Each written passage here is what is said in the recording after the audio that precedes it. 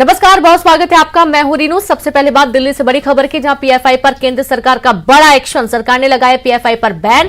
PFI को केंद्र सरकार ने घोषित किया गैर कानूनी संस्था। 5 साल के लिए बैन लगाया गया है। खबर आपको दिल्ली से दे रहे हैं, जहां पर पीएफआई पर शिकंजा कसा गया। पीएफआई पर केंद्र सरकार का बड़ा एक्शन, जहां सरकार ने लगाया पीएफआई पर बैन। पीएफआई को केंद्र सरकार ने घोषित किया गैर कानूनी संस्था। 5 साल के लिए पीएफआई पर बैन लगाया गया है। तो दिल्ली से बड़ी खबर है। और आप ये देखिए कि पीएफआई पर जब से जांच शुरू हुई है, उसके बाद से लगातार एक के बाद एक नए खुलासे हो रहे हैं, चौंकाने वाले खुलासे हो रहे हैं। जैसा कि जानकारी ये भी मिली थी कि 2047 तक पूरे देश को इस्लामिक स्टेट बनाने का इनका प्लान था। खुफिया तरीके से कई सारे ये साजिशों में काम कर रहे थे, साजिशों के साथ, और युवाओं को ज्यादा से ज्यादा इस संगठन से जोड़ने की कोशिश की जा रही थी। उनको बाकायदा ट्रेनिंग दी जाती थी। हर तरीके का खर्च भी पीएफआई उठा रहा था। एक तरीके से देखा जाए तो गुप्त तरीके से ये वो तमाम देश विरोधी गतिविधियों में शामिल था जो देश के लिए हानिकारक हो सकती थी।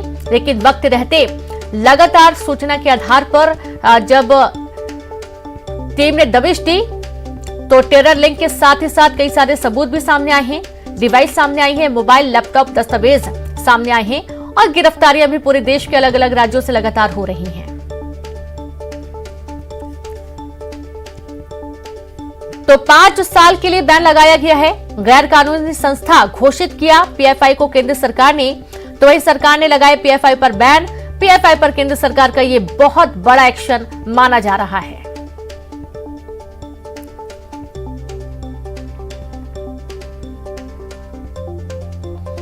और चलिए सीधे रुक करेंगे, रायपुर से संवाददाता ममता लांजेवार जुड़ गई है। ममता, देखा जा रहा है कि देश के अलग अलग राज्यों में पीएफआई का संगठन, जिसे खत्म करने की कोशिश में लगातार टीमें जांच कर रही हैं, कई लोगों को हिरासत में भी लिया गया है। पीएफआई पर केंद्र सरकार ने बड़ा एक्शन लिया, 5 साल के लिए बैन लगा दिया पीएफआई पर।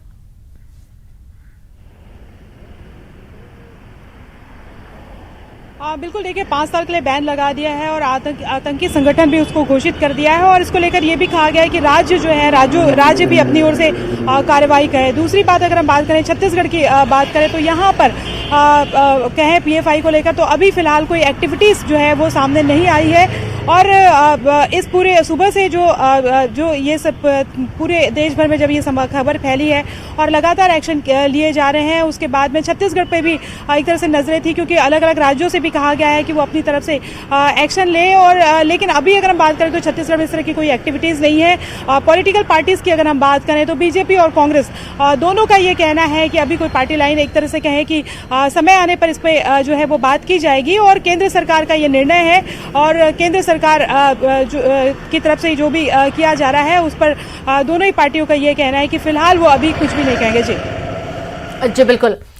ममता, जब जांच हुई है, मध्य प्रदेश की बात कर ले, अन्य राज्यों की बात कर ले, अलग अलग जगहों पर कई सारी डिवाइसेस हाथ लगी हैं, दस्तावेज हाथ लगे हैं, और कुछ डिवाइसेस में ये भी जानकारी सामने आ रही है कि 2047 तक देश को इस्लामिक स्टेट बनाने का इनका प्लान चल रहा था।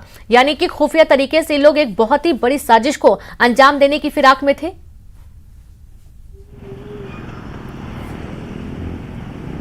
बिल्कुल, देखिए ये तमाम जो डिवाइस है उनमें जो भी तथ्य आए हैं और उसी को लेकर ये कहा गया है कि पूरे देश भर में अगर हम बात करें तो राज्यों से भी इस पर एक्शन लेने के लिए कहा गया है। राज्यों को भी इसमें जांच करने के लिए कहा गया है।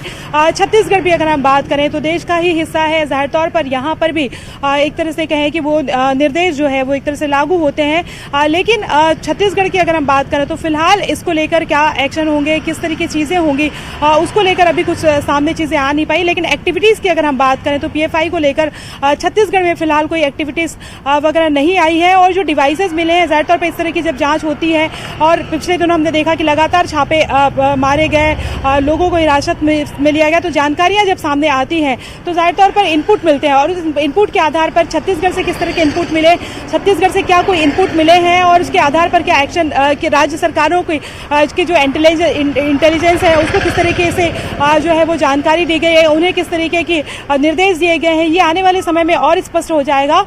लेकिन ये जरूर है कि आतंकवादी संगठन घोषित होने के बाद में जाहिर तौर पर छत्तीसगढ़ में भी छत्तीसगढ़ सरकार की तरफ से भी इस ओर किस तरह के कदम उठाए जाते हैं, किस तरह की जांच की जाती है, ये अपने आने वाले समय में देखने वाली बात होगी।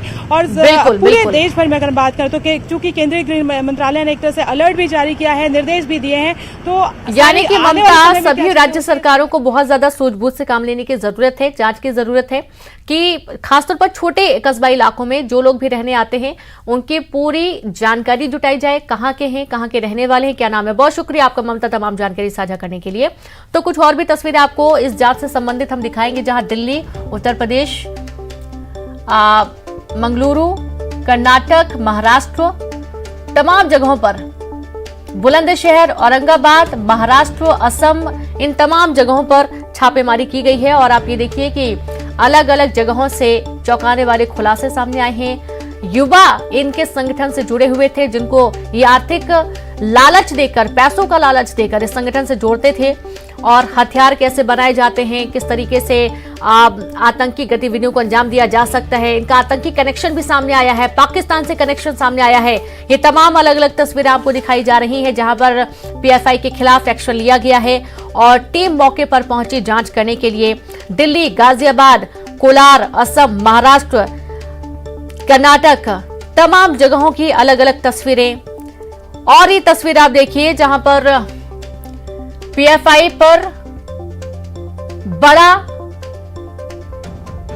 एक्शन लिया गया। दिल्ली, मंगलुरु, असम, महाराष्ट्र, कर्नाटक, इन तमाम जगहों पर पीएफआई का छापा पड़ा है।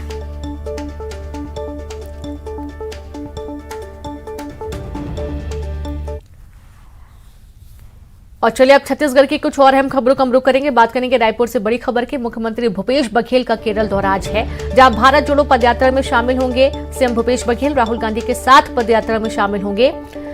मलप्पुरम जिले से गुजर रही है भारत जोड़ो पदयात्रा। नादुवत से बंदूर तक आयोजित पदयात्रा में शामिल होंगे। शाम को रायपुर वापस लौट आएंगे सीएम भूपेश बघेल।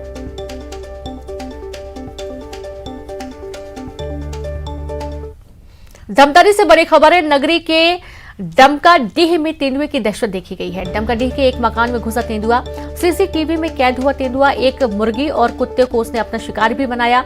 नगरी इलाके में तेंदुए की मौजूदगी से दहशत का माहौल बना हुआ है।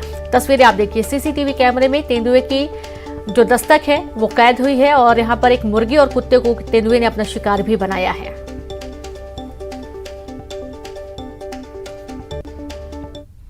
रायगढ़ से बड़ी खबर है। टेट परीक्षा में नकल प्रकरण मामला, 6 आरोपियों पर कार्रवाई हुई है। नंदेली परीक्षा केंद्र अध्यक्ष पर नकल कराने का आरोप लगा है। शिक्षकों पर भी नकल कराने का आरोप लगा।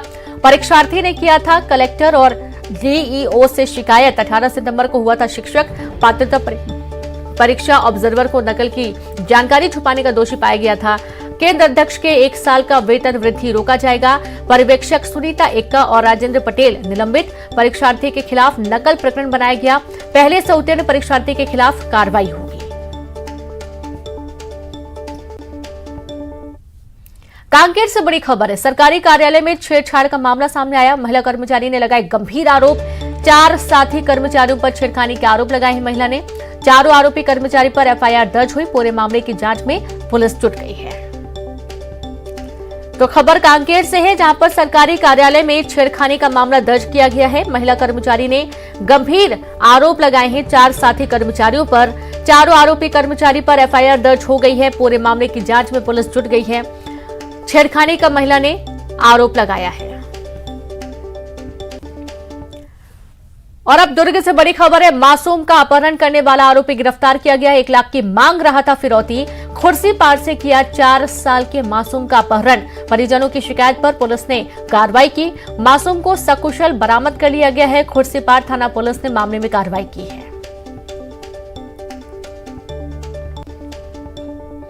दुर्ग जिले की अमलेश्वर पुलिस ने कापसी गांव में हुए युवक की कत्ल की गुत्थी सुलझा ली है। मृतक की पत्नी आरोपी निकली। पुलिस पूछताछ में आरोपी महिला ने बताया कि उसका पति अक्सर उसे काली बोलकर उसका मजाक उड़ाया करता था, जिसको लेकर दोनों के बीच विवाद होता रहता था।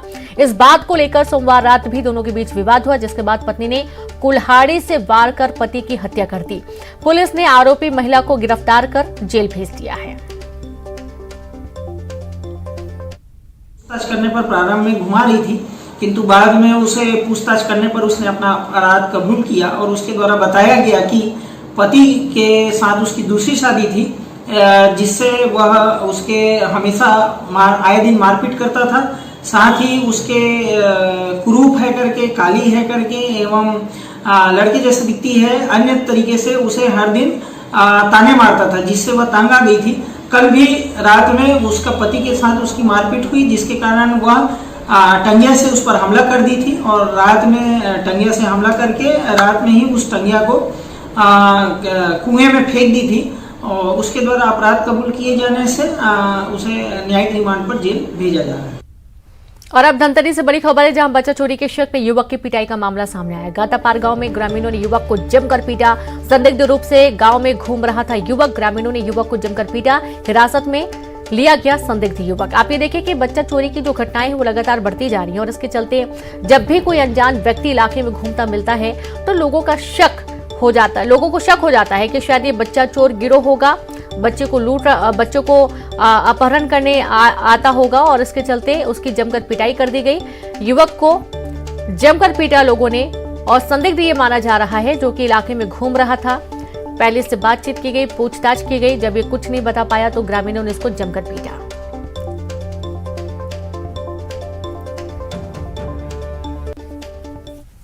पेंड्रा से बड़ी खबर है, अश्लील वीडियो बनाने वाला प्रेमी गिरफ्तार किया गया। वीडियो वायरल करने वाला आरोपी गिरफ्तार किया गया है। प्रेम जाल में फंसाकर बनाया अश्लील वीडियो। फरार आरोपी को पुलिस ने पकड़ा है। जीपीएम पुलिस ने कार्रवाई की है। तो पेंड्रा से आपको बड़ी खबर दे रहे हैं, अश्लील वीडियो बनाने वाला प्रेमी गिरफ्तार किया गया। वीडियो वायरल करने वाला आरोपी गिरफ्तार हुआ है। प्रेम जाल में फंसाकर बनाया अश्लील वीडियो। फरार आरोपी को पुलिस ने पकड़ा। जीपीएम पुलिस ने कार्रवाई की है। बलौदाबाजार से बड़ी खबर, एक्शन में बलौदाबाजार पुलिस। होटल ढाबा में पुलिस ने मारा छापा। अवैध रूप से शराब पिलाने वालों पर कार्रवाई की गई। होटल ढाबा संचालकों पर कार्रवाई हुई है। 9 होटल और ढाबा संचालक रंगे हाथों गिरफ्तार किए गए। आबकारी अधिनियम के तहत मामला दर्ज किया गया है।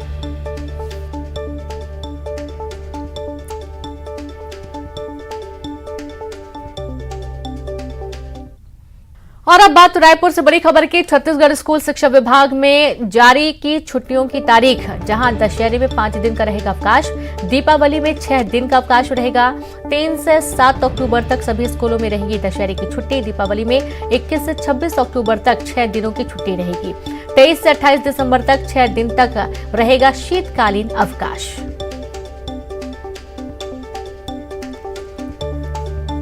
तो स्टूडेंट्स को एक बड़ी खुशखबरी कह सकते हैं, क्योंकि अच्छी खासी छुट्टियां उनको त्योहार सेलिब्रेट करने के लिए मिलेगी।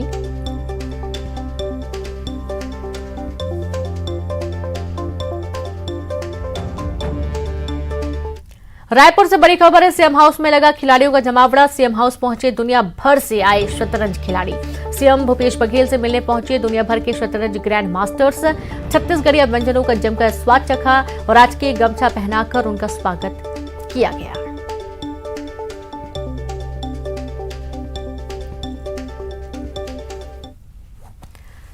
दुर्ग जिले की अमलेश्वर पुलिस ने कापसी गांव में हुए युवक के कत्ल की गुत्थी सुलझा ली है। मृतक की पत्नी आरोपी निकली। पुलिस पूछताछ में आरोपी महिला ने बताया कि उसका पति अक्सर उसे काली बोलकर उसका मजाक उड़ाया करता था, जिसको लेकर दोनों के बीच विवाद होता रहता था और इस बात को लेकर सोमवार रात भी दोनों के बीच विवाद हुआ, जिसके बाद पत्नी ने कुल्हाड़ी से वार कर पति की हत्या कर दी। पुलिस ने आरोपी महिला को गिरफ्तार कर जेल भेज दिया।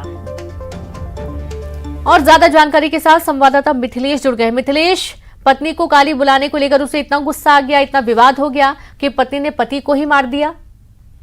निश्चित रूप से एक बड़ा मामला सामने आया है। ये पाटन विधानसभा क्षेत्र के अमलेश्वर थाना क्षेत्र का मामला है, जिसमें पति पत्नी के बीच में अक्सर विवाद होता था। विवाद के कारण सिर्फ यही था कि पत्नी जो है वो सांवली कलर की थी और बार बार पति जो है उसको कमेंट करता था कि वो काली है। इस वजह से वो उसको इतना गुस्सा आ गया कि सोमवार की रात में उनके दोनों के बीच में विवाद हुआ और विवाद इतना बढ़ गया कि पत्नी ने टंगिया उठाकर अपने पति की हत्या कर दी, निर्मम हत्या कर दी और कई जगहों पर उसको चोट पहुंचाई है, जिससे उसकी घटनास्थल पर ही मौत हो गई। रात भर वो घर पर ही सो, जब सुबह आए और उसके बाद में पुलिस को सूचना दी गई, जिसके बाद पुलिस मौके पर पहुंची।